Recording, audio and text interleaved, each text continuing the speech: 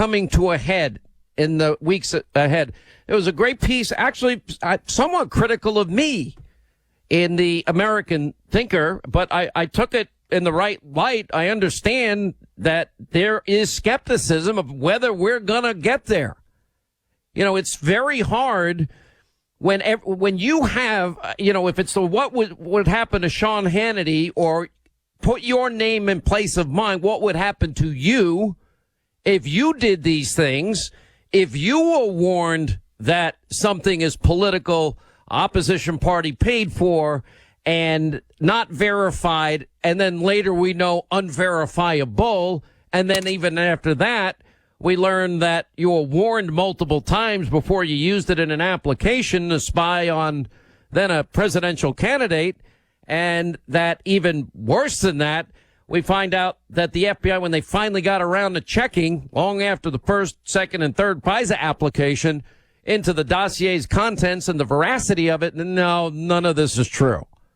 They had their own spreadsheet. Check, no, check, no, check, no. I mean, it's pretty amazing, but it really goes into a very deep, we got to get this guy on, Linda, and I know you saw this, but this is crazy, that they have these systemic problems. Very damning history of the FBI claiming that Mueller, who later became the special counsel. Now, how stunning was it? Mueller didn't know what Fusion GPS was. That's not a trick question, sir. That's not a trick question. Didn't know Jeannie Ray was Clinton's attorney, on one of the lead people on his staff. Didn't know any of this.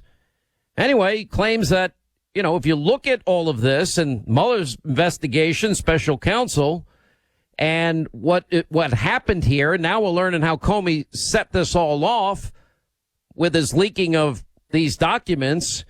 I'm very convinced, because there's so many other bigger things that are coming, that just sit tight. I think if we don't have a dual justice system, and I want to say this especially to the author, what was her name, Jane somebody at the American Thinker. I can't say for sure that I can only say it all happened. The evidence, what we now know on the record, is enough to put any other American under indictment and convicted and in jail. That I can say with 1,000% certainty. Now, I'm hoping and praying that we don't shred our Constitution in this process. There's always that possibility. There's always the possibility that equal justice under the law, equal application of our laws won't happen. But giving this damning history, just this little bit that we're getting from this FBI author, claiming that all of this, that they wanted to remake the FBI in their own image, no room for dissent, all safeguards that were brought in. I wrote about this in my first book, Let Freedom Ring, about the Church Committee in 75 and bringing about a new era of abuse against citizens, and Mueller's FBI silencing whistleblowers and creating many victims of the FBI, says this author, Germain, who became an advisor to the ACLU after retiring from the FBI, and he's written papers attacking the Bureau, and Comey went further and dispersed that, with the illusion that the Bureau was an important apolitical entity that didn't spy. That's a lie. He just lies repeatedly. Now we're going to find out that he actually had his people reporting to him back in Trump's White House. You did that without a warrant, Jim? Just like you had your deputy FBI director McCabe tell General Flynn that he didn't need a lawyer, and you were bragging about doing something you'd never do under any other president like Obama or George W. Bush, and take advantage of chaos and go after a 33-year veteran, deny him his Miranda rights, that you take an unverifiable Clinton bought and paid for Russian dossier and you use it after being warned not to, and you tell the court that it's verified and it's not verified, and then 3 months later you go tell Trump it's salacious but unverified, the opposite, saying it is verified when you sign the thing 3 times. I mean, and then claiming he's a super patriot. It's all now coming into very clear view what has gone on here. And we've got to just hope and pray that we get to the bottom of all of it. Now, Lindsey Graham has formally requested the DOJ declassify the trove of Trump-Russia documents. Now, the president has handed the investigation off, probably rightly so, politically speaking, although it's his authority, to Attorney General Barr, and is letting Barr do his independent investigation. But these documents will detail how the FBI tried to verify, like the hookers in Russia at the Ritz in Moscow urinating on Trump's bed, which never happened. And now that Lindsey Graham's written the Attorney General, William Barr, seeking the declassification, including a chart about the FBI's early efforts to verify the document, well, they didn't do that till after they used the bulk of application Clinton's dirty dossier, Russian dossier. And he specifically, Senator Graham is asking Barr to declassify the chart that shows the FBI's attempts to verify it. Well, when they finally got to the spreadsheet part of it and the FBI did investigate, they found out it was like Steele under oath said in a interrogatory, I don't know if it's true. I have no idea. Now, if all I know is if any of you did any of this, you would end up in jail. Now, the question is, can the Department of Justice go after their own? Because we know it happened. And now it's a setup from the beginning. Now that we know it, there's no counterintelligence investigation without it being the president's. Well, the president then was, Barack Obama. And we know from struck page texting that the White House under Barack Obama wanted to know every detail of what was happening as they laughed about, Hillary should win 100 million to 0. And if Trump by any chance happens to win, we have an insurance policy and all including briefing, as we now know. Remember Susan Rice's CYA memo, which is, the president told us to do everything by the book. Oh, okay. On the day that Donald Trump's being sworn in. Now, because they never expected ever that we'd get to this point because they thought Hillary was going to win. And Comey's higher loyalty, that he told Obama, Biden, Rice about his plans to have that briefing at Trump Tower January 5th, 2017. One day before he meets Trump, Comey's telling Obama, Biden, everything. Because it's their counterintelligence investigation. It raises the question, what did they know? When did they know it? Anyway, so they talked about all of this, and, Clapper saying, we've decided Director Comey will meet alone with President-elect to brief him. By the way, even the hacks, Korn and Isikoff recognize all of this, but we know we're going to get to the bottom of this some way, some shape, some matter, some form here. And if we don't hold the people accountable, then you might as well take a shredder to the Constitution. I noticed Catherine Herridge reporting that, contributing to the report on Sidney Powell's claim somebody changed Flynn's FBI 302s. We've known this now for a while. And Sidney Powell accusing Mueller's team of tampering with 302s. And this was part of the explosive court filing on Friday. And Judge Emmett Sullivan's hearing the case. Access to some of the General Michael Horowitz's pending report on surveillance. Powell also accusing the Justice Department of withholding documents critical to Flynn's defense, which is the same thing we're hearing about Papadopoulos. And now we know that they're spending an awful lot of time overseas, and that means people like Durham and Barr trying to get to the bottom of whether or not they outsourced spying that would otherwise be illegal on a president and on American citizens. And I think Giuliani nailed it, Comey trying to frame the president, but it wasn't just him. There were very high-level people involved in all of this. And Sidney Powell accusing Mueller's team of prosecutorial misconduct. I think that's right, too. It's just a matter of, okay, now the things that we know that are on the record, who's going to get charged with all these things? By the way, I want to say one other thing before we go to a break here in a second. The Pentagon freed up $3.6 billion to help build Trump's border wall. Do you remember when I said Trump's changing strategies? You remember, they jumped all over me. Oh, Hannity's the only idiot. He believes this. No. I said the president realized he wasn't going to get it from Congress. So he filed his emergency resolution. They couldn't override his veto.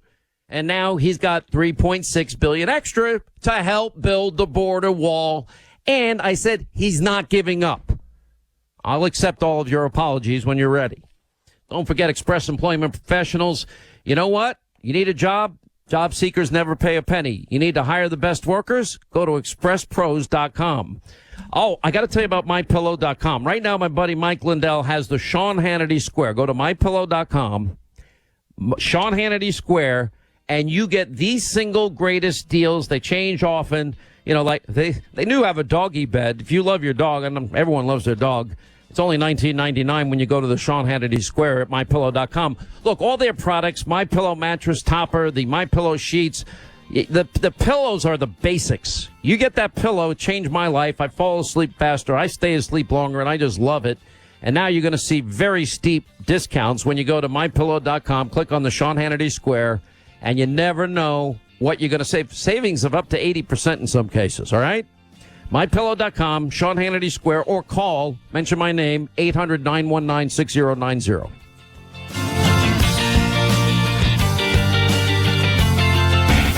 You know, 2020 is just around the corner. And we have everything you need to stay informed. Hannity Watch is here. Ultima 2100 grease for your industrial and agricultural needs. Find out more at RoyalOilUS.com.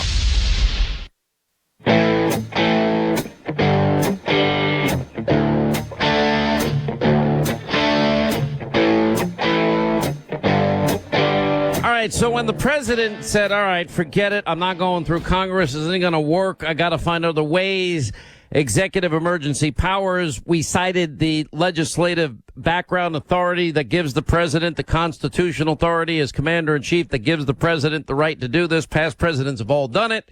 And I said, at the time, I said, well, no, many of my conservative brethren just ripping on me saying, oh, the only one who's defending him is Hannity. I'm like, no, I know how his head works. I know what he's doing. And he just figured, I'm not going to get it this way, or it's going to take years to get it this way. That's not good enough for me. So he took the action. He got the court decision. Well, first, Congress was not able to override his veto. Then he gets the court action defending it.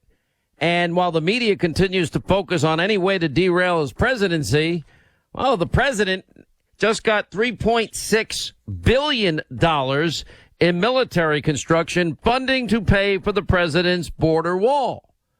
Now, what do I always say? He is unrelenting. This president will fight like, I'm telling you, like nobody else. He made the promise. He's keeping the promise. Made the promise on judges, made the promise on tax cuts, made the promise on deregulation, made the promise on the wall, made the promise on fighting for new trade deals. I know people are getting nervous. The economy's, skittish. We have a trade battle going on with China. I'll talk a little bit about that. The president doesn't want to have a trade war. The president wants a deal, but he knows he's not going to get a deal with the president for life, President Xi, unless he shows him that he means what he's saying. And now that China has the worst economy in 27 years and the lowest its currency has been in 11 years, now the Chinese are paying attention and they're kind of trying to calculate, well, is he going to win or not win? Should we wait it out? And if I knew Donald Trump, I'd predict that he probably will say, go ahead, wait it out. I'm going to double the price come January of 2021. That's my guess. Anyway, $3.6 billion now in funding.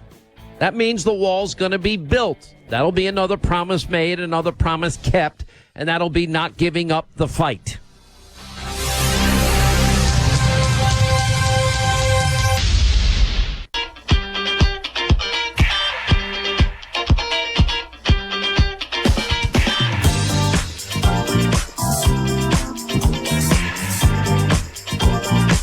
Deep State Gate. Reporting and investigating the stories that matter to you. Sean Hannity is on right now. All right, 25 till the top of the hour. Thank you, my buddy Scott Shannon.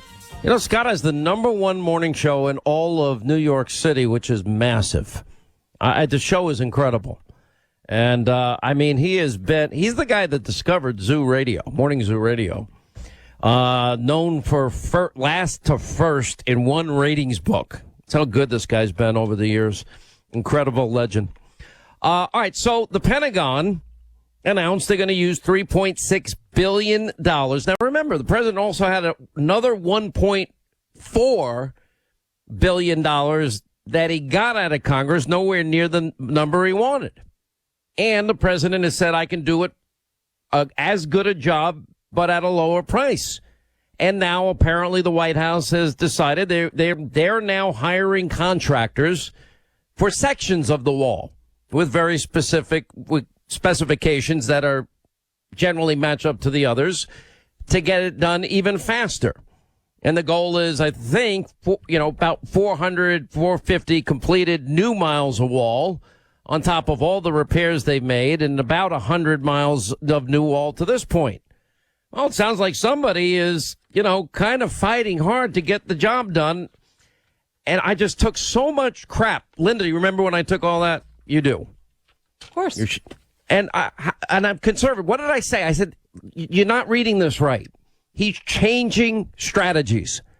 He says, that one's not going to work. Let me do it this way to expedite the process. Because Democrats, they don't care that 90% of the heroin in this country crosses that southern border, or the fentanyl now that crosses that border with it.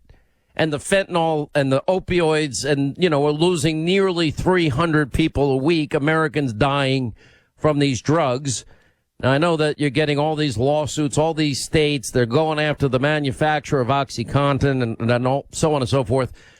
At some point, I guess because they're saying that it was safe and non-addictive or whatever it happens to be, there'll be massive settlements, I'm sure, for years to come. But he didn't stop. That's the guy that I said would do. That's what I said at the time, exactly what he was going to do. And there were people, even some people that were friendly at one point towards me, blasting me, saying, he gave up. I didn't give up on the wall. I want the wall. You know what? We got to control the borders. And then at that point, when the president gets that promise completed, then we can have a discussion about everything else. But not if, I guess, you're in a sanctuary state like California, or a sanctuary city like San Francisco, or where they offer free health care. Anybody can get free health care now in New York City, legal, illegal, doesn't matter, or California. And by the way, my suggestion is if you get sick, just go out. Gavin Newsom said he'll pay for it. Go get your treatment out there. Gavin Newsom desperately wants to be president one day. He's thinking 22 years, what has he done? Look at what's happening in San Francisco. Look at what we've shown you with Lawrence Jones out on the road. L.A., Chicago, Baltimore. Nobody ever talks about the shootings in these cities. They're just mad at Ted Cruz for saying, the obvious, if it's the Odessa shooting, as Governor Abbott said, this guy was already denied a background check. Okay, the same thing when the shootings happened in Houston and Michigan, although that was Joe Biden, that was Joe 30330. It actually happened in El Paso and Dayton. Out in San Francisco, speaking thereof, where all the tent cities are, and they have a feces problem because people are urinating and defecating in the streets, and they have a needle problem. This is all 1 mile from Nancy Pelosi's office in one direction and her home in the other direction. Anyway, the San Francisco Board of Supervisors, they have now voted unanimously, declaring the National Rifle Association a domestic terrorist organization. Now, I don't even really know where to begin with this. Maybe somebody needs to give them a tutorial on what it is that our Second Amendment, the right of the people to keep and bear arms, shall not be infringed. Period. Oh, it didn't mean this gun. You have this discussion every time.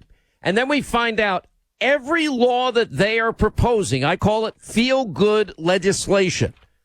It would not have impacted the shooting that motivated them to once again call for laws that won't impact the shootings that occurred. But it is what it is.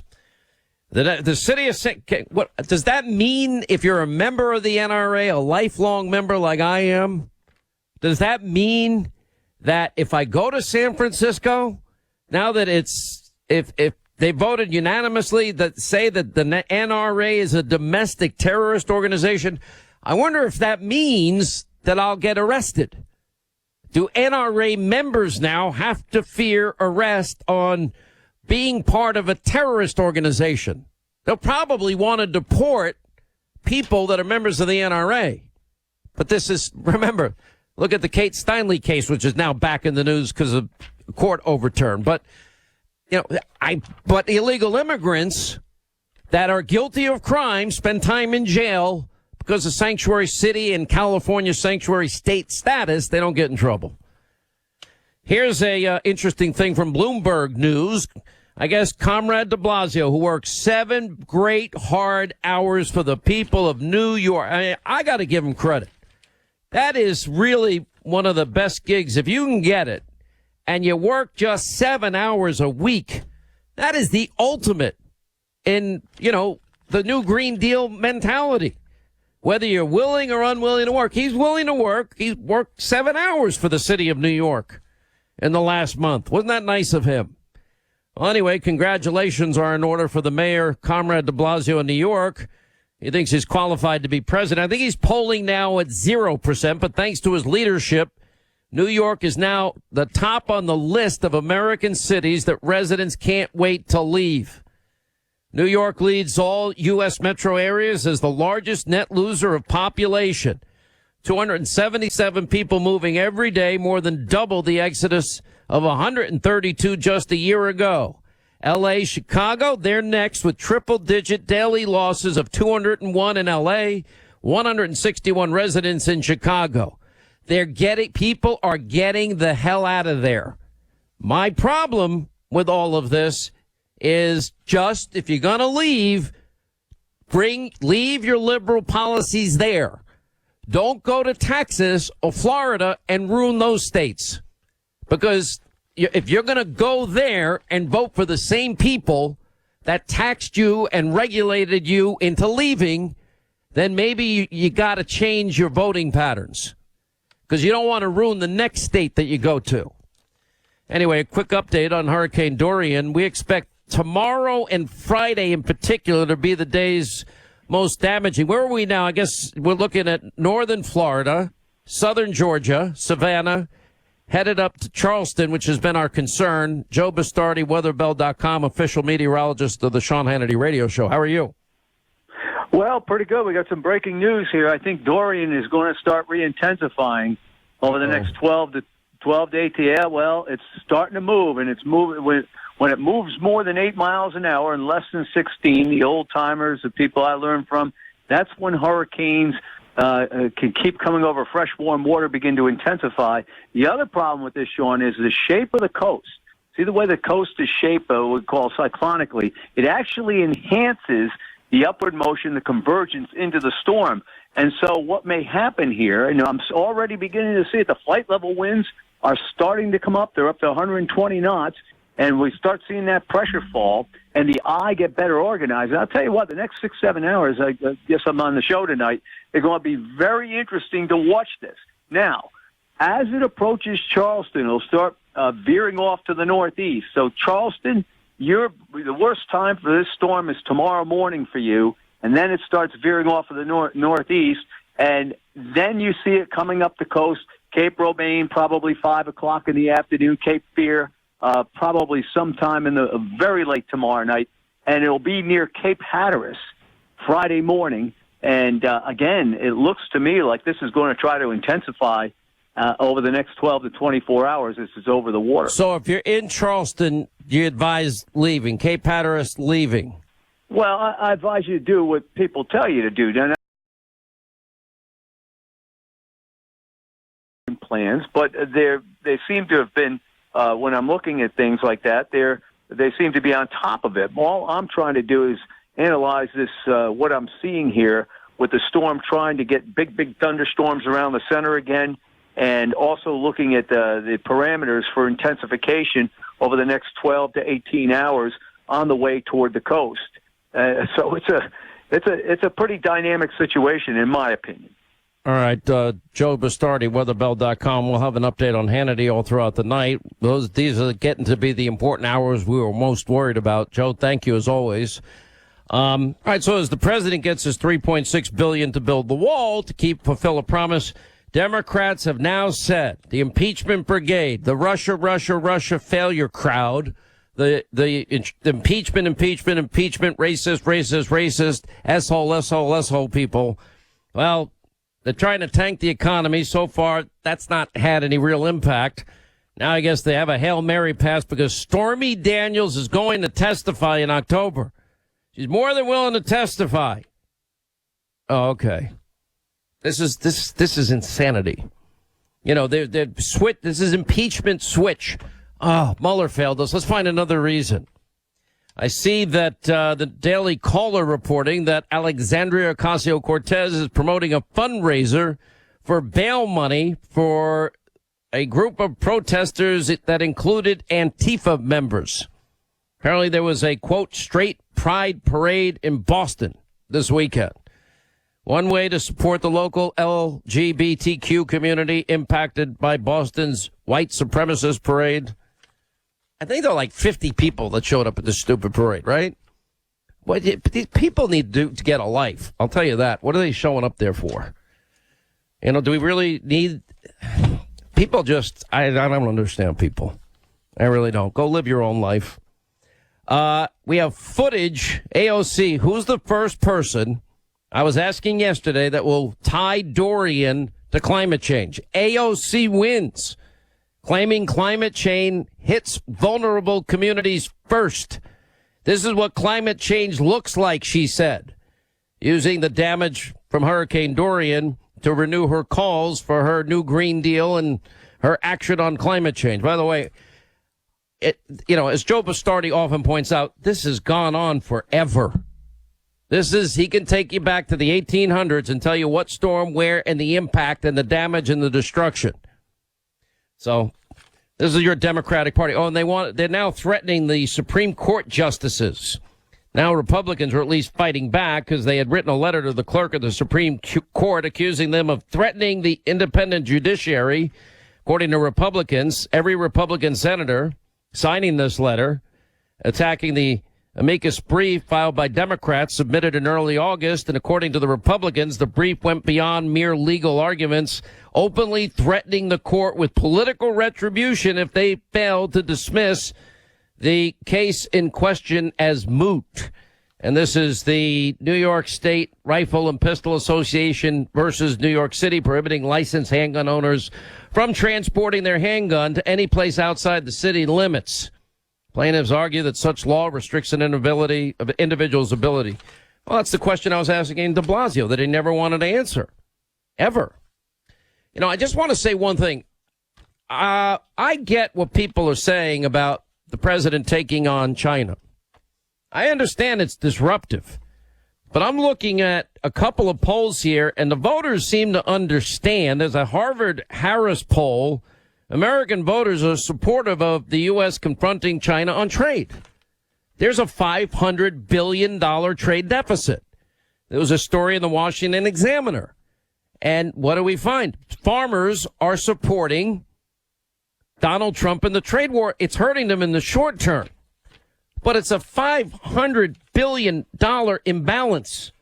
We're talking about, how about free and fair trade? Because we don't have fair trade, that means that, our goods being sold to them, they put all this, we don't sell the same amount with them because they have a one-sided deal. And that's on basically every item. And it adds up to $500 billion trade deficit a year. In the short term, I actually think it's a good idea. Tell China you mean it. And we want free trade now that they have a 27-year low in their economy and an 11-year low in the valuation of their currency, it's gotten their attention, and now they want to pull back. By the way, Joe Biden is bracing his supporters for a loss in Iowa. They're now saying that Iowa is not a must-win state for Joe Biden in his path to getting the Democratic presidential nomination. Do I think we have to win Iowa? No. Senior advisor telling campaign reporters on background. We think we're going to win. We think it's going to be a dogfight, but we think there are several candidates in this field. There's probably 3 or 4 that are going to go a while. Campaign also downplayed the second state, the first primary state, which is New Hampshire, which borders on the home state of Warren and Sanders. As you know, historically, there's an incredible home field advantage. Okay, if Biden loses Iowa and New Hampshire, and Biden has a bad debate next week, Biden's in trouble. Warren, in particular, seems to be closing in on the polls, the 2 latest polls that have come out. But let's see. With the New York Times switching support and the Washington Post now literally saying there's not a single part of his story that is true. Every detail of that war story is false. And the New York Times just saying he doesn't have it. That's probably a signal to Democrats. You better change gears quick. I wish I owned Tecovas.com/Hannity because their boots are the best. This company started on a wing and a prayer, selling everything, going into hawk debt, selling your cars, living in your car. And guess what they've created? The single best quality Western cowboy boots you'll ever buy, Tecovas, and at a prices that will beat everybody. The greatest quality and the old-fashioned methods, 200 steps. Just go to Tecovas.com/Hannity. Right now you get a free calfskin soft leather card case with any $150 From farm purchase. equipment to power sports, your one-stop shop for lubrication is Royal Oil. Visit RoyalOilUS.com. All right, we have breaking news. Apparently Comey had agents in the Trump White House. Jay Sekulow next.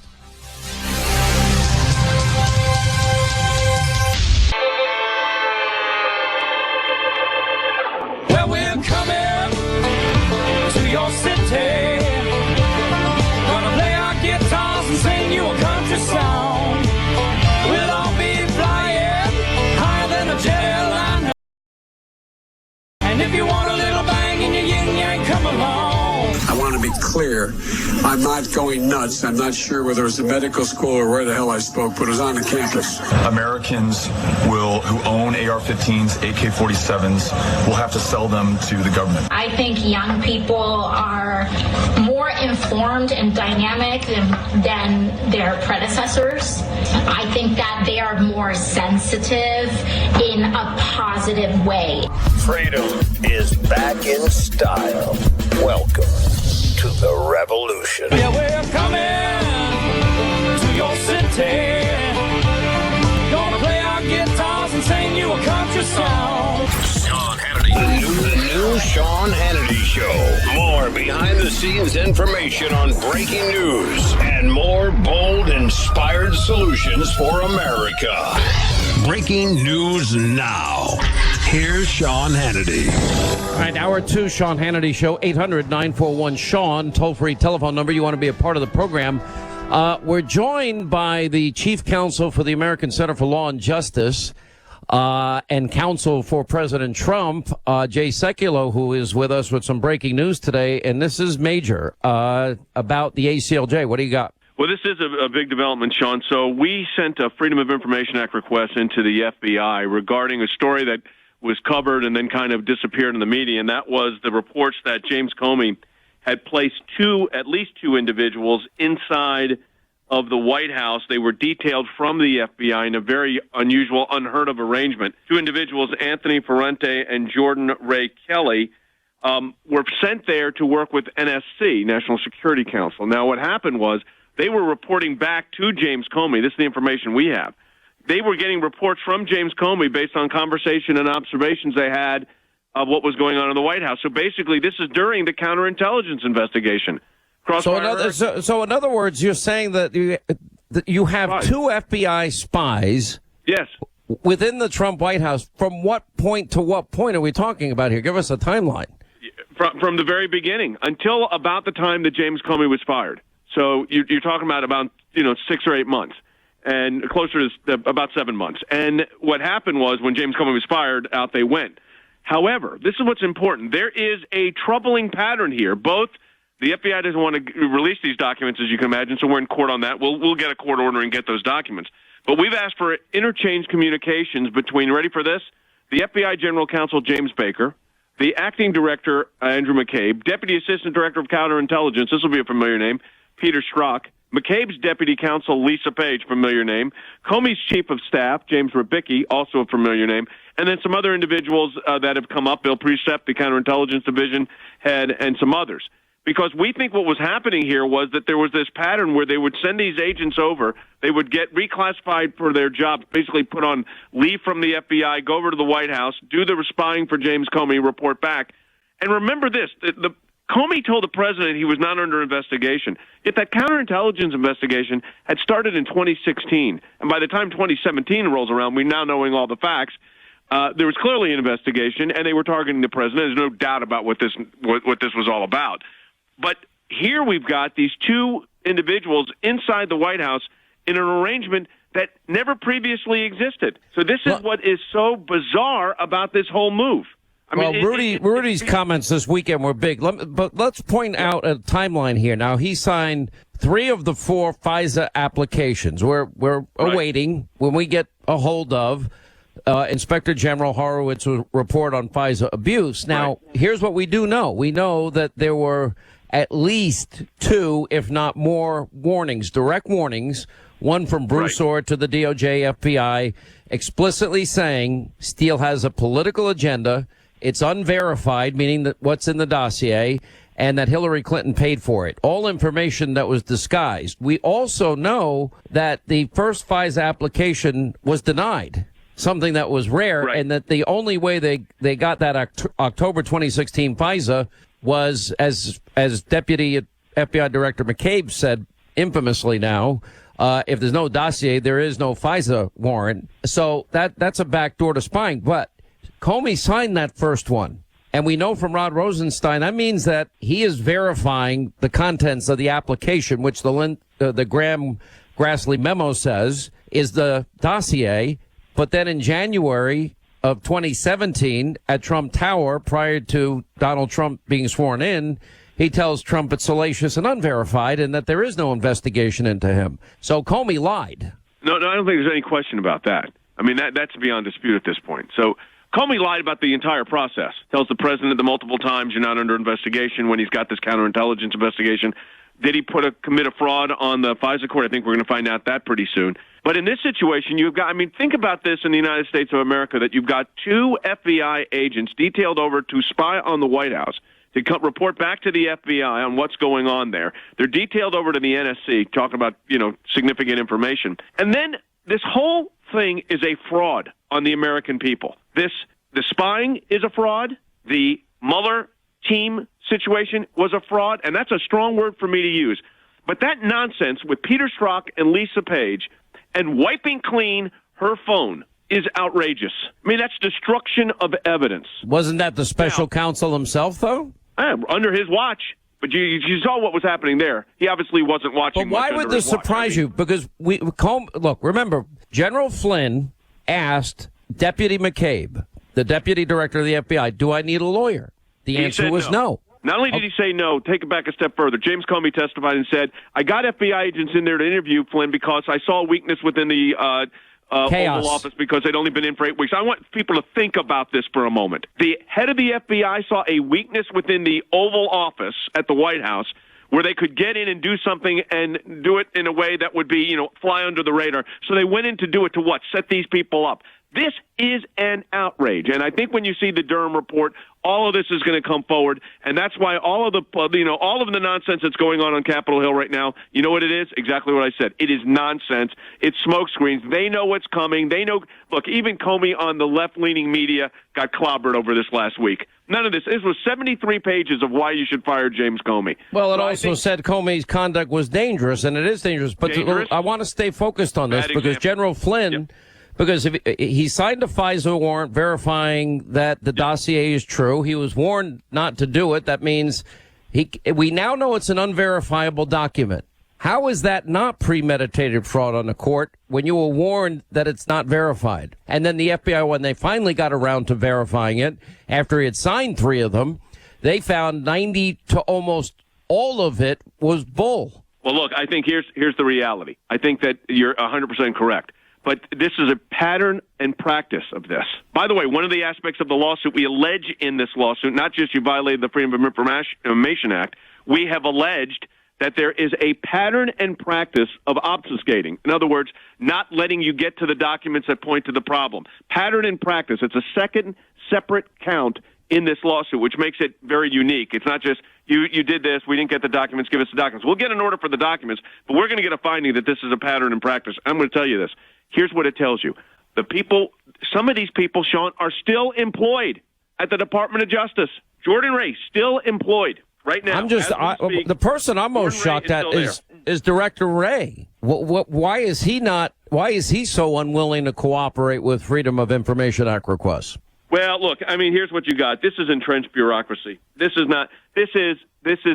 call it the deep state. This is the people that control. They never want to give information out. So what you've got here, and that's why you got to file suits. I mean, that's why we do it, and that's why other groups like Judicial Watch do it. That's the only way you're going to get the information. But that is deep state stuff. I mean, that's people that have been there and entrenched, and the reaction is always no. But, you mentioned the Flynn matter. I brought that up on our broadcast today. I mean, they saw a weakness and they exploited it. But I want the American people the people listening to this broadcast right now, you mean the head of the FBI saw a weakness in an Oval Office operation that was only 6 or 8 weeks old and decided No. It was actually worse than that because he sent, in the case of Flynn, and if you're saying this started from day 1 of the Trump administration, but in the 100%. Case of Flynn, it was day 4 of the Trump administration. Yes. And after McCabe said you don't need a lawyer, which I would argue denied his Miranda rights and constitutional privileges right there, and everything should be thrown out. But then he said, he took advantage of the chaos, sent his guys over, and said something he'd never do under the Obama or Bush administrations. Correct. He said he would not do it. So you got a guy trying to exploit what he sees as a new administration coming in, and this is the head of your FBI. Pretty awful. What about a counterintelligence? Any counterintelligence investigation must begin with the president. That would be a president's counterintelligence. Yep. That, look, I'm reading reports all day today. Lindsey Graham has formally requested a Department of Justice declassify this trove of Trump-Russia documents detailing how the FBI tried to verify the dossier, but it was after it was used for a warrant. And then the question is, a great article on, I think it was the American Thinker, although from Peggy Ryan, are they ever going to hold anybody accountable? I mean, I think the answer to that is yes. I mean, I know people are upset about what happened in the Comey leaking of the information, and I get it. And I think, look, I respect and appreciate the job that the Attorney General of the United States is doing. But this was one very, as you said last week on radio and on TV, it was one very little sliver of a much bigger issue. I think there's a lot of accountability coming down the pike here, and I think that's why you're seeing the Democrats call for all these hearings in October is because they know it's coming. Their time frame on this, Sean, is wrapping up. You mean now we're going back to Stormy? Is that what you're suggesting? 100%. Why is that coming up now? Campaign finance charges, which is absurd. Why is that coming up now? Because they know that the other stuff is done. We now know there was and Bob Mueller was a disaster for them. Does it get to the point where you mentioned we're going to have the IG report on FISA abuse? I argue it is incontrovertible at this point. It was an unverifiable document because Steele himself said under oath in an interrogatory in Great Britain, I don't know if any of it was true, but it did become the bulk of information in these applications. Right. Then we had the outsourcing of spying to some allied nations, which I believe is going to be a big part of it. If that happened, to circumvent American law, to spy on an American president, you're outsourcing it to our intelligence allies abroad. What would that mean? Well, it would mean that the whole entire setup was a fraud on the American people. You're outsourcing intelligence a fraud or an attempt to influence an election and then maybe over a coup. I mean, that's what I keep calling it was a soft coup. It was the beginning of the insurance policy when they didn't know exactly what that policy needed to look like, and that's what this is. And I think the whole Steele dossier nonsense, which is exactly what that was, is nonsense. Comey said it was salacious and unverified. Then why the heck did you sign the FISA warrants based on it? Well, it's because he was lying. And now you have to ask, well, what was his motivation? Was it, well, I mean, he thinks he's a super patriot and that he knew better than the American people. I don't understand.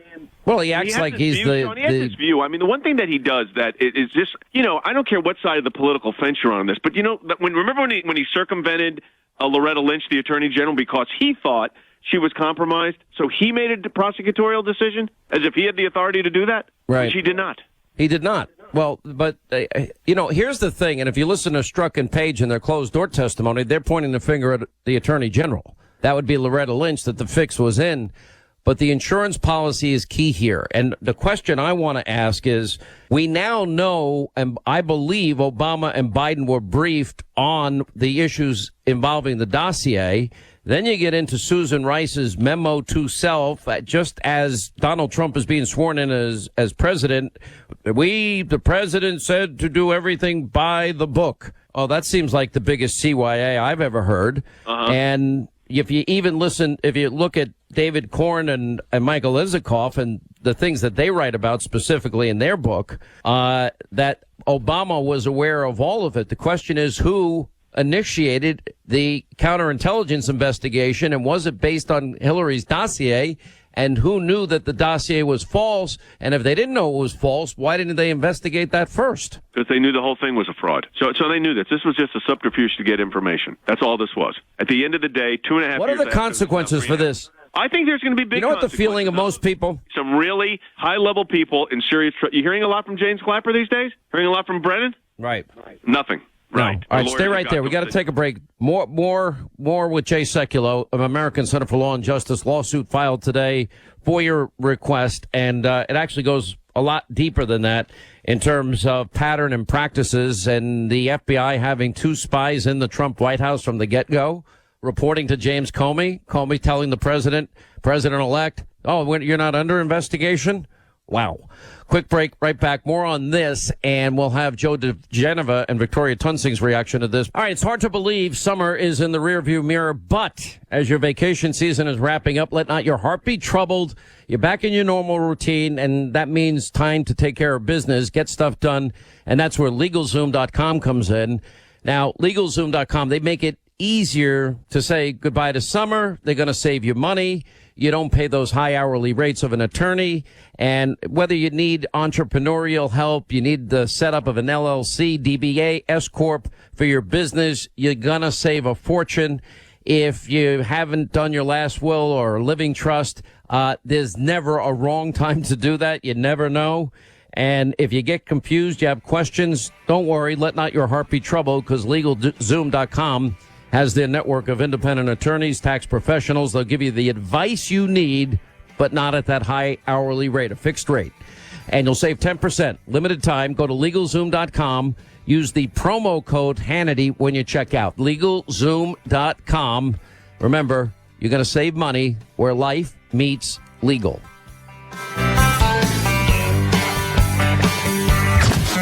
Coast to coast, border to border. Sean Hannity is on the radio right now. Accelerate the fastest growing agricultural additive on the market. Visit RoyalOilUS.com to learn more.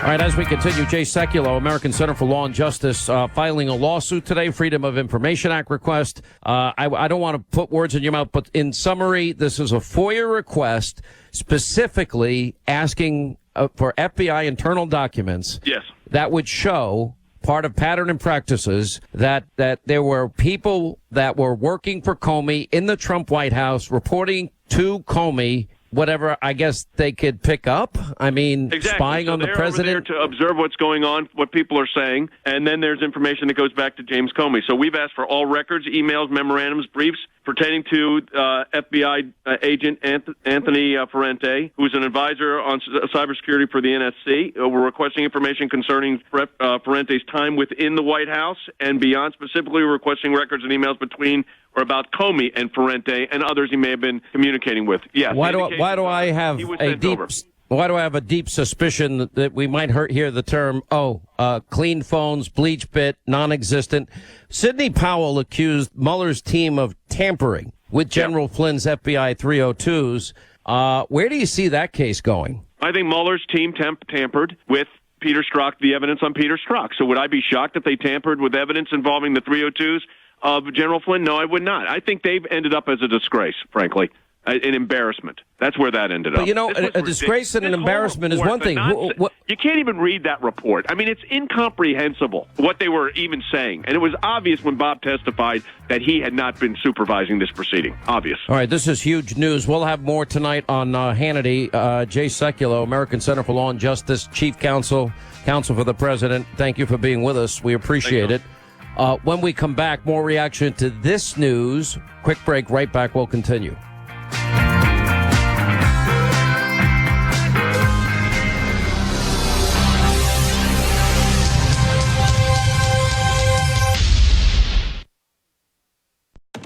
Hi, welcome to this Subway ad for the new Ciabatta collection. How do you want it? Ooh, I'll take the slam poetry. Sure. Italian ciabatta with fresh mozzarella. When hunger reigns, you're my flavor umbrella. Tasty garlic steak and provolone. With you, my taste buds are never alone. Savory chicken pesto, you have my affection. For you complete the ciabatta collection. Thank you. Get them before they're gone at Subway. Limited time only at participating restaurants. This morning, you Googled tennis rackets, and suddenly, every site you visit has an ad for tennis rackets on it. Now you know all about them, but what you really want to know is how you can make the same thing happen for your business. The answer is Town Square Ignite, the latest word in targeted programmatic marketing. Ignite finds the customers who want your product and puts you right where they can't miss you, from the moment they show interest all the way until they're ready to buy. Ignite. Ignite keeps you at the top of their mind, on their desktop, their tablet, their smartphone. Ignite is the difference between hoping something happens and making it happen. So, make it happen. Put our freakishly smart number crunching data mining experts on your team, because if you don't fire things up, your competition will. Call Town Square Media now at 763-1111 and ignite your business. That's 763-1111. If you don't fire things up, your competition will. Chances are you or someone you know has age-related macular degeneration, or AMD. Millions of people are losing their sight to AMD, and I'm one of them. Getting that diagnosis was terrifying, but knowledge is power. Even if it doesn't run in your family, you can still get AMD. Call the Foundation Fighting Blindness at 1-800-529-2004 for a free kit about preventing and managing the disease. That's 1-800-529-2004. From the Fox Business Network, stocks closing in the green amid easing tensions in Hong Kong. Among the leading sectors today, energy and tech, with chip makers leading the charge, while healthcare and utilities lagged. The Dow winners, Intel, Nike, and Walgreens, while United Health, Merck, and Pfizer were among the Dow decliners, with the Dow rising 237 points, the Nasdaq up 103, S&P 500 up 32. And shares of Starbucks losing steam today after management warned that profit growth for next year will be below its target. The Java giant said that the change was due to two one-time items, share repurchases and tax benefits that boosted its earnings for this year. And Hurricane Dorian could potentially cost retailers $1.5 billion and threaten back-to-school sales, according to data from Planalytics. However, consumer spending will go to grocery store chains and home improvement centers like Lowe's and Home Depot as consumers stock up on necessities. With the Fox Business Report, I'm Hillary Barsky. Do you want to learn to speak a new language but don't have enough time? Then you need to try Babbel, the language learning app with plans at up to 50% off right now at Babbel.com. Babbel's lessons are just 15 minutes or less, and you can go at your own pace. You'll be amazed at how easy Babbel makes it. For a limited time, get select Babbel plans for up to 50% off. Just go to Babbel.com. Babbel.com. Wichita Falls, Town Square cares. Kelly Raspberry is coming to Wichita Falls. Kelly is your morning fun on NIN, and she wants to meet you face to face and for a great cause. Mark your calendars for Tuesday, September 17th, 5:30 to 7:30 at the Forum on Speedway. Kelly will present Don't Forget About Me, benefiting communities and schools. 100% of your tickets goes to communities and schools. Get your $25 tickets at Harvest Drug and Gift on Kell. Meet Kelly Raspberry in person, Wichita Falls. Sponsored by American National Bank and Trust, Healing Hands, Harvest Drug and Gift, Brains on Fire, J.S. Bridwell Foundation, Joe and Ann Johnson Family Foundation, Dave Lilly, John Gillespie, Standard Sales Market Street, and 4 Stars Auto Ranch. Get your $25 tickets at Harvest Drug and Gift on Kell.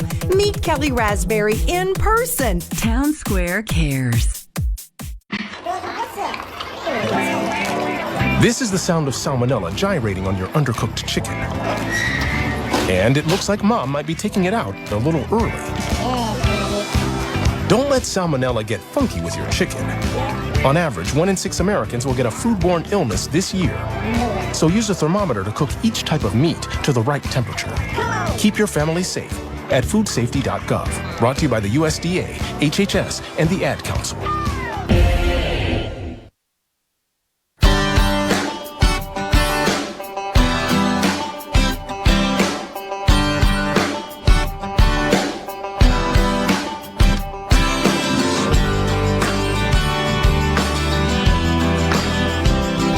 Hannity uncovers the real truth about the politics of D.C.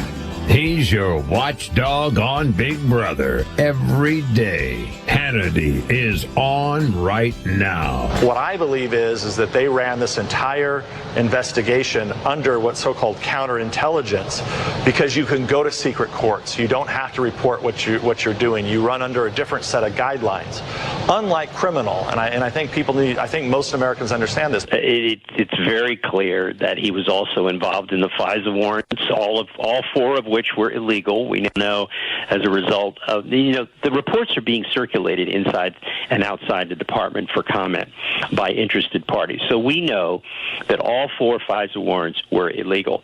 Now, Comey signed the first FISA warrant. Wait. Let's not go too fast on this. That's a big deal. You just said based on what your contacts at the FBI that they know that those 4 FISA warrants were illegal? Yes. Wow. Yes, the Inspector General has concluded that all 4 of the FISA warrants were obtained illegally. Wow. Now, James Comey signed one of those, Rod Rosenstein, Dana Buente, a whole series of people signed these warrants. Now, if I'm the Attorney General, anybody who's still in the department who signed one of these warrants is gone. And that includes Dana Buente, who's currently a senior assistant to Christopher Wray, the current Attorney General. All right, that was Joe DiGenova, who we will introduce to you in a second. Prior to that, that was Devin Nunes, Comey acting like an agent working for the Crossfire Hurricane team, on top of Jay Sekulow's news at the top of the hour, where the American Center for Law and Justice has filed a lawsuit, a FOIA request, about pattern and practices of Jim Comey under his FBI so-called leadership, literally having 2 spies in the Trump White House from the minute Donald Trump got into office, and demanding all the records, emails, and so on and so forth that would corroborate such. We are joined by Joe DiGenova and Victoria Tunsing, and they are the dynamic duo of lawyers. Joe first labeling Comey a dirty cop. I remember flinching, Joe, when the first time you said it. But boy, we learned on from the IG report that was an understatement, and I assume in the FISA report of the Inspector General, it's going to be even worse. Yes, all of that, and I think it's really important for people to just be patient. It's very easy to become stampeded into demanding indictments yesterday. And I understand that instinct, and I appreciate it. And I think the American people have... By the way, I'm going to say this to Victoria because she'll understand. Victoria, you know those comments are directed right at me. That he knows that is not for the broader audience on 620 of the best radio stations in America. That was directed at me. That Hannity's impatient, and he's like, "Where are these indictments?" Impatience is good. Thank you, Victoria. There are times that we should show it, but Joe's just giving counsel here that you don't do indictments overnight. By the way, I want to add one other thing to what Devin Nunes said about a counterintelligence investigation and how it's different. In a criminal investigation, it's very limited. You know what the crime is you're investigating. Was the bank robbed? You know, were false statements put someplace? But here, by doing a counterintelligence investigation, the FBI could go out and question people like, "Hey, George Papadopoulos, what were you doing last March?" You know, they could ask all sorts of questions that they never would have been allowed to ask in a criminal investigation. Let's go through what you were discussing, and we know that the bulk of information, according to the Nunes report, we've been reporting this for 2 years, Joe, and the Grassley-Graham memos, that in spite of multiple warnings, Kathleen Kavlak, Bruce Orr, and others directly to the DOJ and FBI, that the FISA warrant application first denied was first approved, Andrew McCabe saying no dossier, no FISA warrant, and we know it's an unverifiable document based on Steele's later testimony in an interrogatory. Now, that to me is premeditated fraud on a FISA court for the purpose of ultimately spying on a campaign, a transition team, and a presidency. Well, I couldn't agree more. I don't think there's any doubt that the FISA warrants were pretextual in nature. In other words, once Judge Collier, the chief judge of the FISA court, stopped the FBI contractors from illegally obtaining information about Americans from the National Security Agency databases and put a stop to it, the FBI people and the DOJ people under Obama had to shift gears. And they shifted to getting information about people, or making it look like they were getting information, by getting the FISA warrants. They knew that there was no justification for the FISA warrants, but they needed to protect themselves and cover up what they had been doing prior to that. That is what John Durham is looking into. He's also looking into what John Brennan did overseas. Go ahead, Victoria. I didn't mean to interrupt you. Well, no. Please, wait, hang on, Victoria. Focus on this. What did John... Because Durham and Barr, according to my sources, have spent a lot of time talking to our Western intelligence allies, intelligence agencies, if that makes sense. Because they want to find out what really started this investigation, because nothing makes sense to any of us who have done this kind of work in our career. And I wanted to just point out, I'm following up on Joe's point about the FISA court cut off the contractors, and it was actually also Admiral Rogers who did so. And that was in April of 2016. And guess what month? Fusion GPS was hired. April 2016. Bingo. All right. So let's look. There are varying parts of this. I'll put the Hillary rigged investigation aside. Why people don't pay attention to that infuriates me. But okay. So now we have premeditated fraud on a FISA court, denying one American, Carter Page's constitutional rights, but more importantly, a backdoor to spy on all things Trump campaign. Then extending into the transition team, then extending into the presidency. You mentioned the people that signed those warrants. Comey signed 3 of them. He says that he swore under oath that it verifies that this is all true. It's unverifiable. Then he tells Trump a different story. And when he goes to Trump Tower and before he is sworn in, now we know that he had 2 FBI agents reporting back to him as plants inside the White House.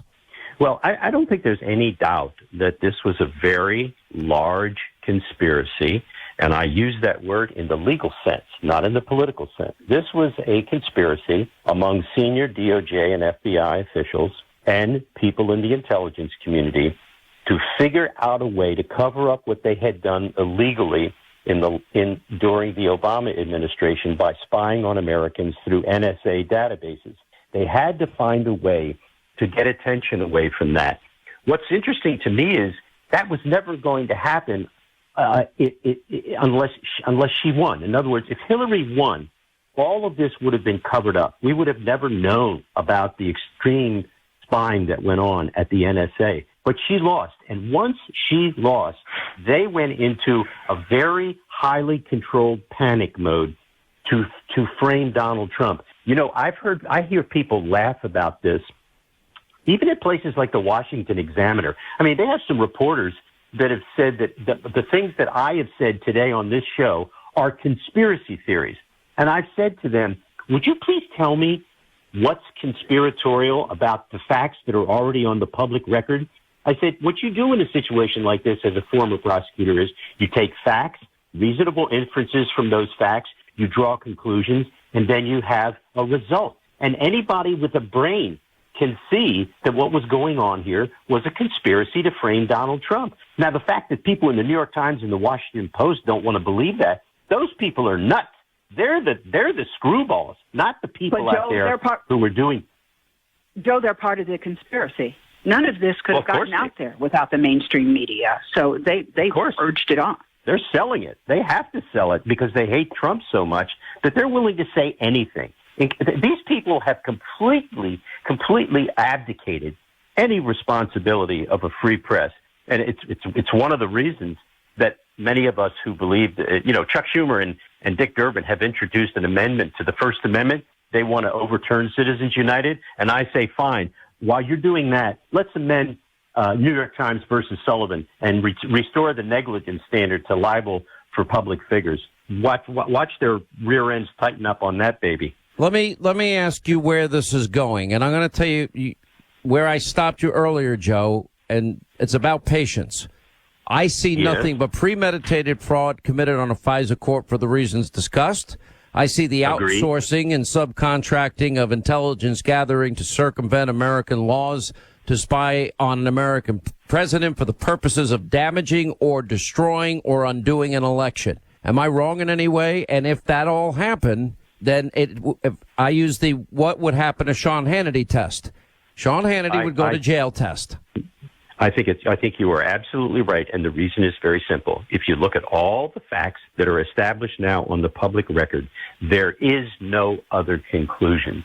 And if the people in the media want to call that conclusion conspiracy theory, they're right, because there was a conspiracy. It was an illegal conspiracy to deny Donald Trump and other people associated with his campaign due process of law and their civil rights. It isn't even a close case. Now, will there be prosecutions and indictments? I certainly hope so. But I have utmost faith in Bill Barr to make a professional judgment about that. And the reason is very simple. When you look at what he's done, which is to take over a place that has literally fallen into disrepute, the Department of Justice and the FBI, he is single-handedly trying to restore it to a place of honor with the American people. That's the toughest job that's ever been given to a cabinet member in the last 50 years. So let me ask. One of the reasons Go ahead. he said that he wasn't going to indict Comey because it really was not a good case, and he wasn't going to have the department getting involved in cases that should not have been brought, such as the Michael Flynn and George Papadopoulos cases. How do you answer John Solomon's question, where's the grand jury if there's going to be an indictment? Well, we hope that there is a grand jury. Step one is to write a full report so that everybody is shamed, including President Obama. He should have been questioned, and so should Joe Biden have been questioned in Durham's report. And then we hope that the evidence shows that there must be a grand jury and indictments should come down. More with Victoria Tunsing and Joe DiGenova on the other side of the break. All right, cyber criminals, they recently took advantage of an open database containing data from a major hotel chain. Get this, they stole 700,000 customer records, 700,000. Then they demanded a ransom payment for the return of the records. Now, the records contain customer names, email addresses, phone numbers, and scammers use that to call users by name. They include all the personal information so they seem legit, and then they get more information so they can take out loans in your name, credit cards in your name, rob your bank account, your retirement account blind, and even get your tax refund. That's what these cyber criminals do. That's why in this day and age, in this connected world, you need LifeLock, because they will see the threats that you'll miss on your own. And if you have a problem, God forbid, they have a U.S. team of restoration specialists. They'll fix it for you. So you got to protect your good name, your reputation, your money, your finances. Just go to LifeLock.com, call 1-800-LifeLock. You save 10% on your first year by using the promo code Hannity. 1-800-LifeLock, LifeLock.com, promo code Hannity. Quick break. Bill O'Reilly, top of the hour. A lot to get to. 2020 Democrats, who will be the nominee? Straight ahead. Final Hour Roundup is next. You do not want to miss it. And stay tuned for the Final Hour free-for-all on the Sean Hannity Show. Get the most superior lubricants on the market today. Visit RoyalOilUS.com.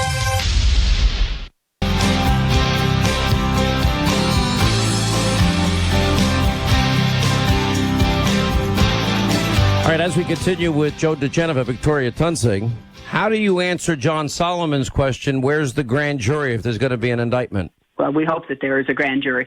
Step one is to write a full report so that everybody is shamed, including President Obama. He should have been questioned, and so should Joe Biden have been questioned in Durham's report.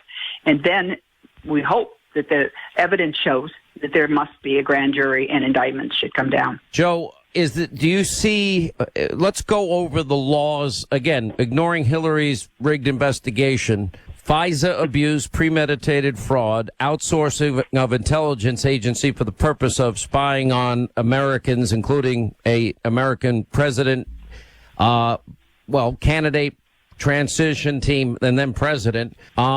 And how high up does it go? Because Andy McCarthy's argument is you don't have and he's right, legally, a counterintelligence investigation without a president's approval. And we do know about the Susan Rice memo. Barack said do it by the book. And we do know that there was an insurance policy from the Page Strzok text. And we do know that Strzok and Page also texted that the White House wanted to know everything that was happening. Well, I don't on the available evidence. Most importantly, the Susan Rice email on Inauguration Day 2017 of the famous meeting on January the 5th in the Oval Office with the President Obama, Vice President Biden, Susan Rice, John Brennan, James Clapper, James Comey, Sally Yates, and others, that they discussed the counterintelligence investigation against the incoming President of the United States. So make no mistake about it. Barack Obama knew about this. He authorized it. He talked about it, and he countenanced it. And by the way, people have to read Susan Rice's January 20th email because in there, President Obama instructs the people in the intelligence community to make decisions about whether or not they should not inform the incoming administration of certain intelligence things. That is sedition. In my book, how dare he tell people there may be certain things, Mr. Comey, Mr. Brennan, you leftovers. Do you believe the attorney? Last question, exit question. Share with an incoming president. That is sedition. My sources tell me that there were Russian issues with the other campaign, and that it was handled quite differently as they just approached the campaign. So, But you know what do I know? I'm just a little talk show host. I don't know much of anything. I'm just the FBI warned Dianne Feinstein that she had a spy in her midst. They didn't start investigating her. No, there's different treatment. All right, keep on it. Thank you both, Joe, Victoria. 800-941-SEAN, toll-free telephone number. We'll take a quick break. We'll come back and we will continue.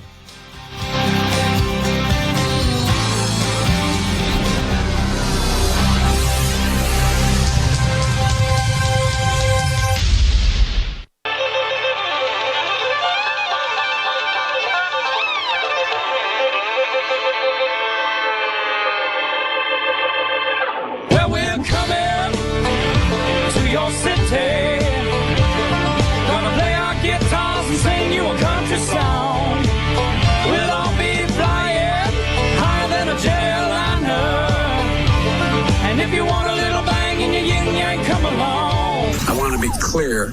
I'm not going nuts. I'm not sure whether it was a medical school or where the hell I spoke, but it was on the campus. Americans who own AR-15s, AK-47s will have to sell them to the government. I think young people are more informed informed and dynamic than their predecessors.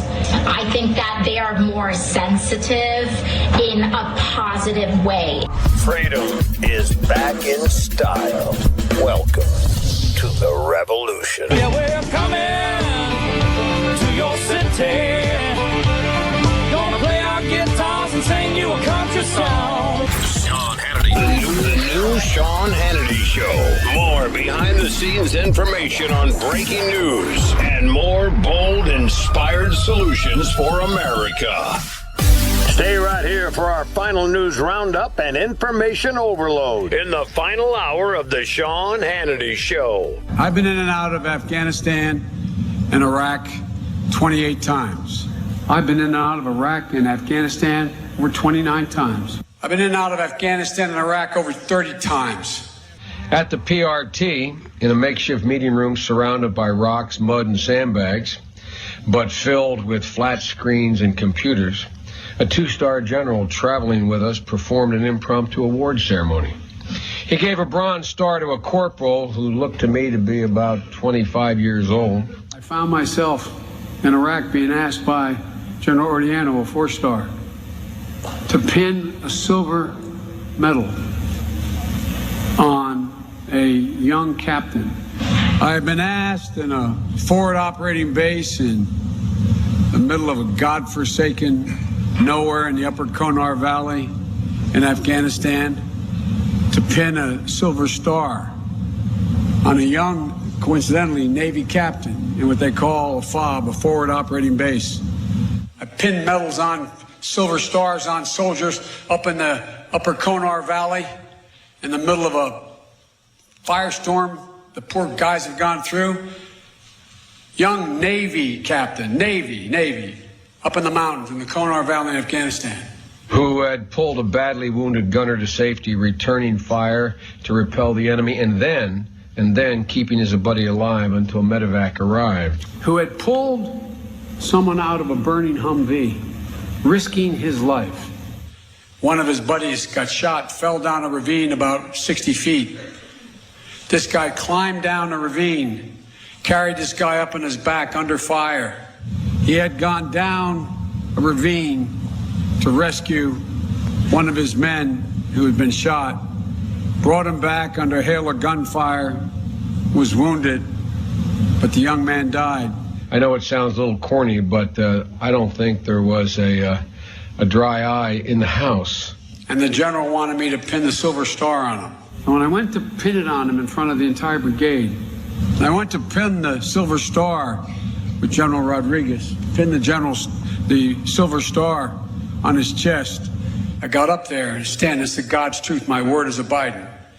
He stood at attention. I went to pin him. I said, sir, I don't want the damn thing. He stood at me, looked at me, said, sir, I don't want the medal. I don't want the medal. I don't want it, sir. He died. He died. I don't deserve it. Do not pin it on me, sir. Please, sir. Do not do that. He died. He died. He died, Mr. Vice President. I don't want the medal. How many nights does that kid go to sleep? Seeing that image in his head, dealing with it. Not judgment, Mr. President. No, not judgment, but details. Because that's something I've heard from some voters, maybe not at your events, but details. No, but the details are irrelevant in terms of decision-making if, in fact, I forget that it was Rodriguez of all the times. I've been in and out of Afghanistan and Iraq and Bosnia and Kosovo as much as anybody except maybe my deceased friend John McCain and maybe Lindsey Graham.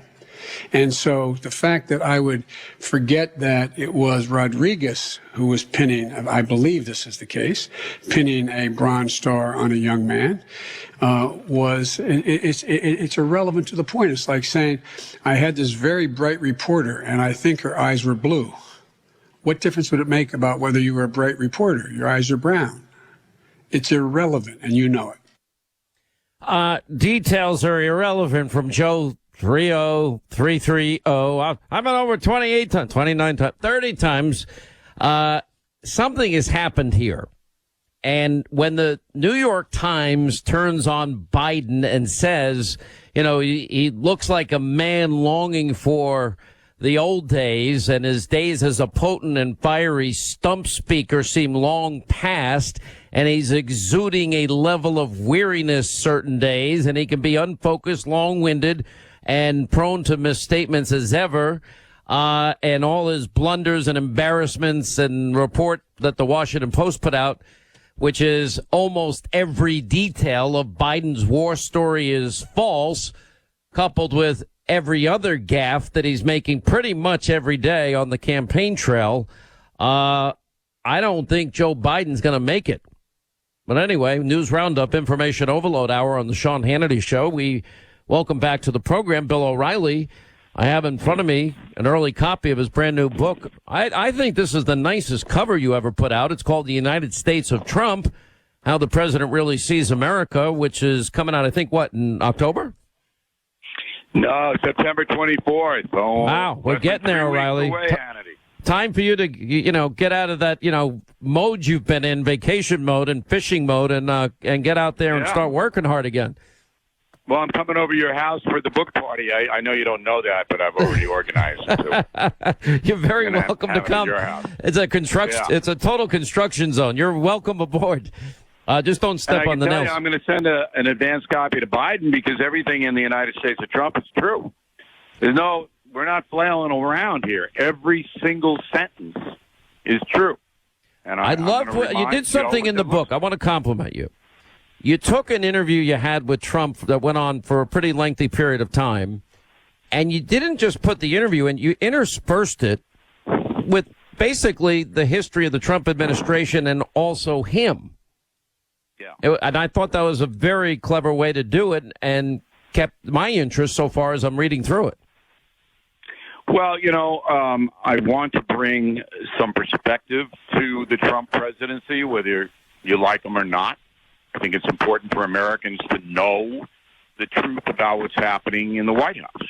And as you know, we're not getting that truth from the media. It's just not being put out there.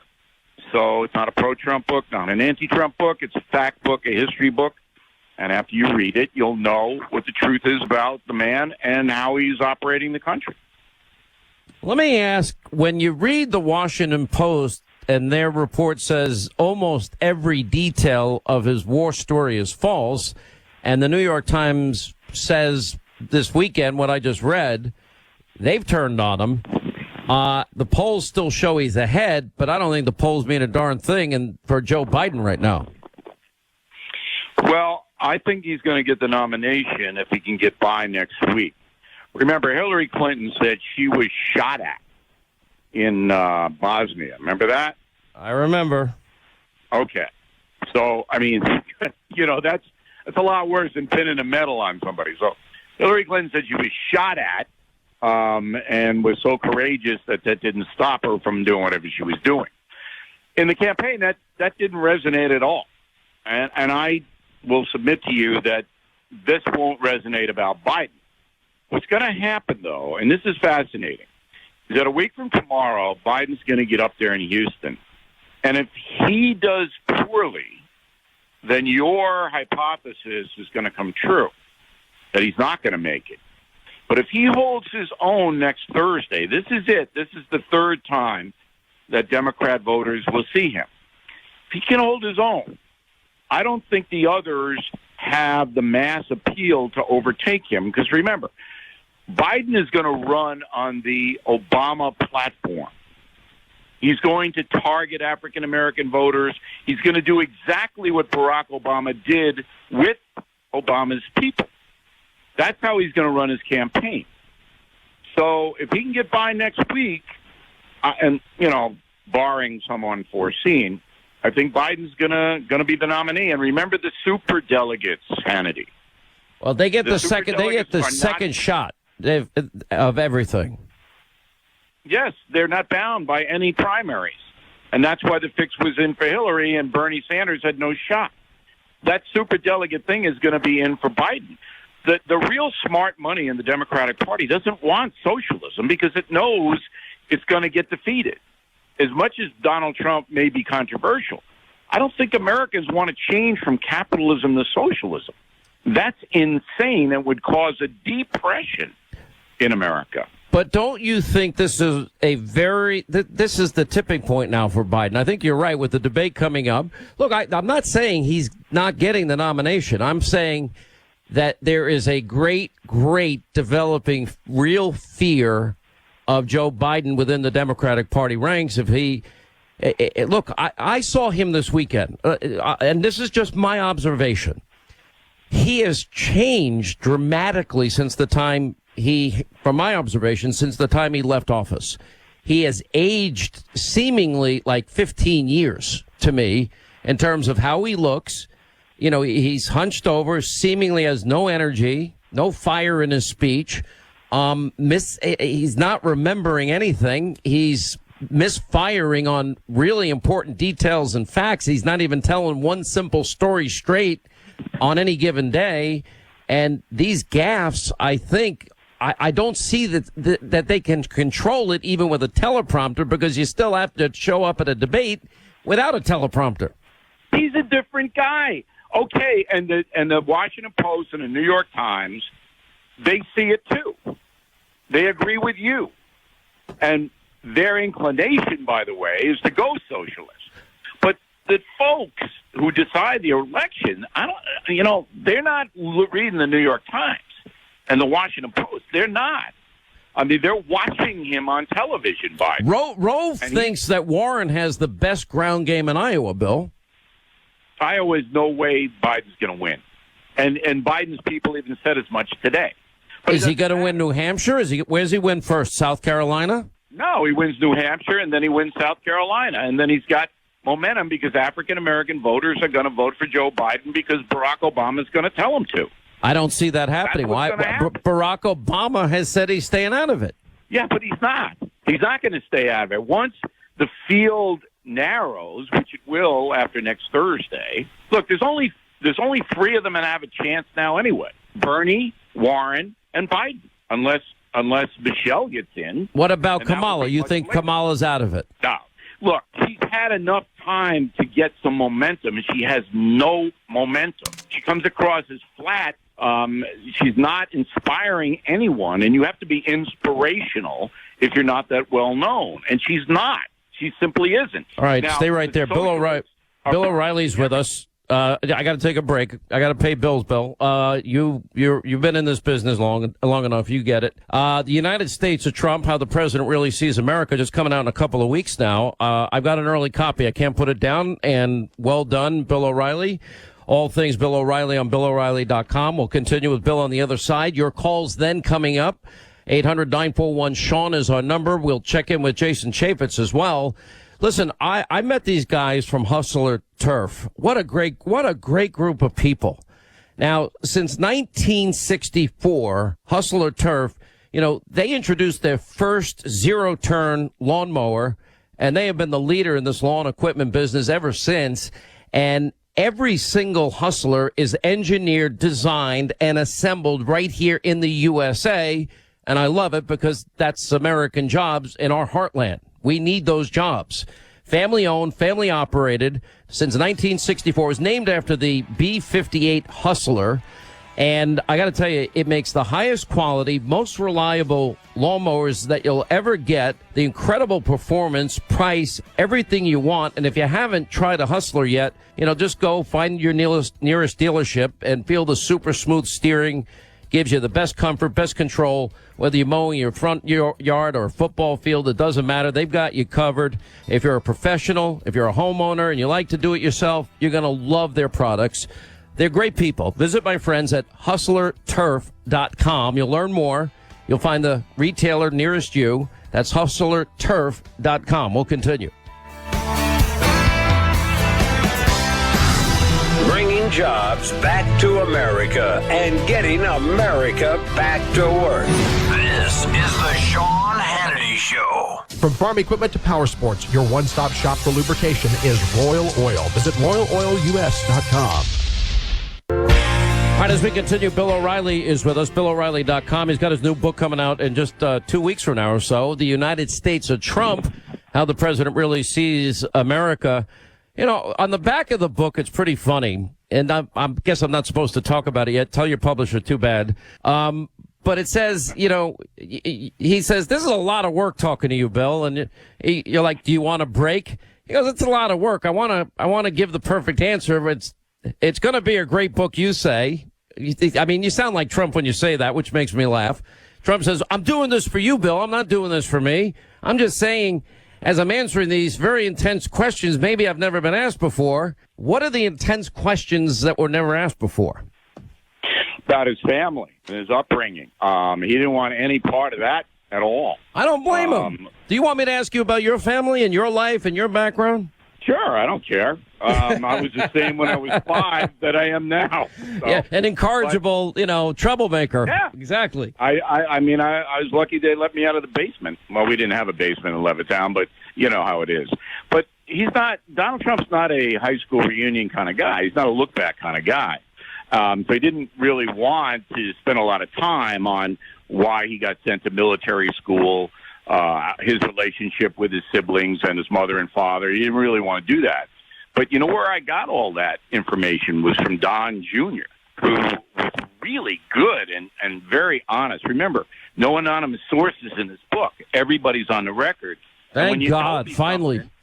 Yeah, and I know that's going to upset the New York Times and all that, but hey, here's who said it. And we checked it all out in addition to that. So if somebody told me something, I didn't just take their word. I checked it. And if it didn't check, I didn't put it in the book.